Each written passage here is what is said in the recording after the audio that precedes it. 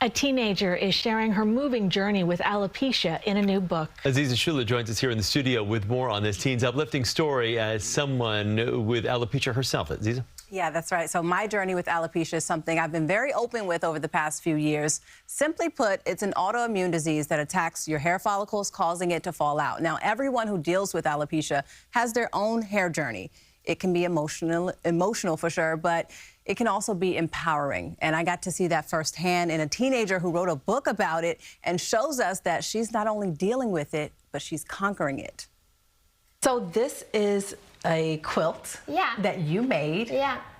Out of all of your headscarves that you used to wear as a child. Yeah. Through this quilt, I really wanted to show how diverse and unique each person's journey with alopecia really is. Maddie Lee's journey with alopecia areata began at 5 years old, waking up to strands of her hair on her pillowcase. Soon, it was falling out in patches. During elementary school, there were a bunch of boys who would go to recess and pull my hat off. So did you really go to school with the pink wig? It just felt really empowering, especially because no one had ever seen me wear any hair or any wig before because I always wore bandanas. And Maddie wanted other children with alopecia to feel that same sense of empowerment. So she wrote her book, How Ari Got Her Cape, a story of positivity and resilience in the face of navigating an emotionally devastating medical condition. I really wanted to put out a story that I felt would be true to myself and really resonate with other people who are going through similar conditions and similar experiences. It's not just a condition that affects your identity physically, it also impacts you psychologically in the way that you feel about yourself. Absolutely, and we've done research in the alopecia community to prove this. Dr. Kristen Losico is a board-certified dermatologist who specializes in hair and scalp disorders. I remember what it was like as a kid, whether or not there was a cure. Several years ago, we had 0 FDA-approved medications in the United States to treat alopecia areata, and now we have 3. Is there anything you want to ask me as a fellow alopecian? I was wondering what your journey was like, kind of gaining confidence to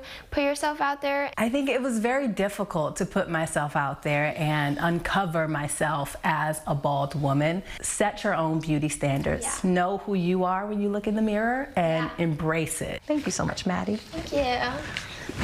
Oh, that's great. I'm so proud.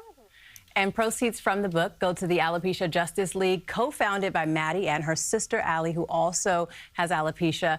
And the organization spreads awareness as well as advocates for legislation mandating insurance coverage for wigs because it can be a very expensive journey. You know, wigs can cost up to thousands of dollars.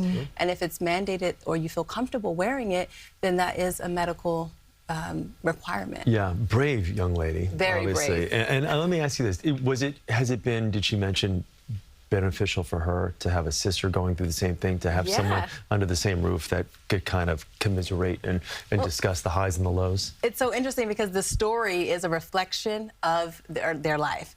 And in the book, she turns to her sister to help her get that confidence and just be able to stand up for herself. And that's something that her sister did along their journey, is like telling her, you know, you have to be bold, you have to be courageous, but don't let anyone push you around. And I thought that was really important because I didn't have anyone who looked like me and was a direct reflection of alopecia. And, you know, it really goes a long way. But Maddie, she's phenomenal. She also has a almost like a hat that is functional but also fashionable. So I think she's just very innovative, if you will. I think she'll go on to go to Harvard or something.